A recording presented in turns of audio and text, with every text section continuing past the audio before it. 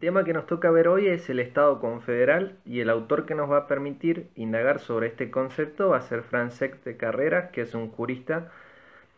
egresado de la Universidad Autónoma de Barcelona y que, bueno, que nos da los elementos conceptuales necesarios para poder hacer una distinción entre el concepto de Estado confederal, que se lo suele asociar directamente a confederación o a Estado federal. El autor nos va a decir que la confederación es una organización internacional que está conformada por una serie de estados independientes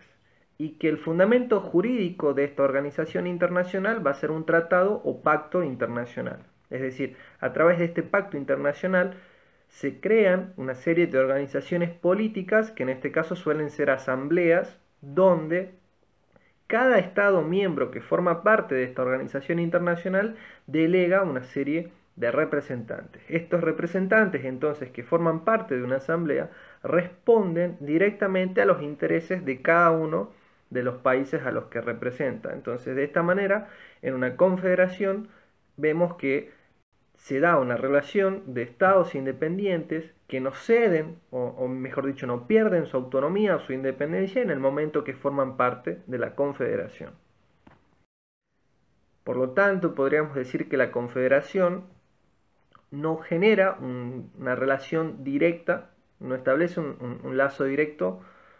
por ejemplo, de cobro de impuestos con los ciudadanos de cada uno de los estados que forman parte de la confederación, sino que la relación estrecha o directa que se produce se da entre la confederación y los estados miembros, es decir, la cúpula de gobierno de esos estados miembros, no con la base digamos, con los ciudadanos de cada uno de los estados. Por lo tanto, cuando hablamos de una confederación, no estamos hablando de un estado en sí mismo, sino que estamos hablando de la unión de estados. Por ende, también es necesario aclarar que cuando hablamos de un estado confederal, lo que estamos haciendo referencia es que es un estado independiente,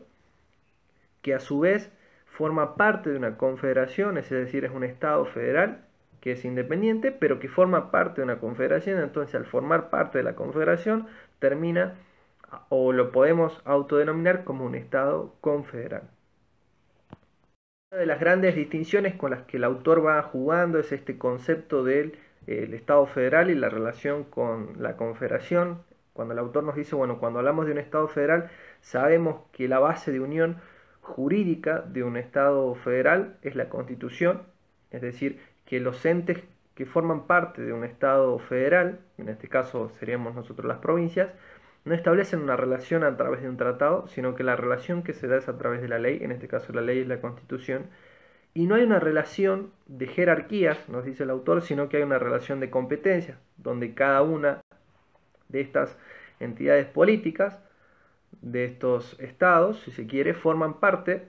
de esta organización mucho más global, que en este caso el Estado federal, y que obedecen, en este sentido, a un poder central, es decir, a un gobierno central. Pero todas las provincias son igualmente importantes y constitutivas del Estado. Por lo tanto, no puede existir una separación, en este caso, por ejemplo, de la provincia del Estado federal, porque lo que une a las provincias no es un pacto territorial, no es que la provincia de Salta o la provincia de Jujuy por un tratado se unen, en este caso a lo macro que sería el Estado argentino, sino que la relación se da en la base de estas entidades que son las sociedades, que son los ciudadanos. Entonces, por ley los ciudadanos formamos parte del Estado argentino y por lo tanto no puede existir esta separación que sí puede ocurrir en la confederación, recordemos, porque en la confederación sí se da una unión entre estados que conservan su autonomía, que conservan su independencia y que por lo tanto al conservar su autonomía y su independencia pueden tranquilamente desligarse de esta organización internacional. A lo largo de la historia vemos que los casos más comunes para hablar de Estado confederal va a ser entenderlos como estos estados que se unen a través de una organización internacional que tienen como sustento jurídico, como bien decíamos, el tratado internacional o pacto, pero se unen con el objetivo de promover una cooperación económica, de defensa de carácter territorial, ante la necesidad de establecer relaciones internacionales, bueno, que esos, si bien lo estamos enunciando a grandes rasgos, obedecen a multiplicidad de dimensiones y aspectos que son interesantes analizar dentro de contextos históricos, políticos, sociales, culturales particulares. Entonces, para cerrar, el Estado confederal no es un Estado, sino que es una unión de Estados, porque el Estado confederal en definitiva es un Estado que forma parte de una confederación, es decir, de una organización internacional.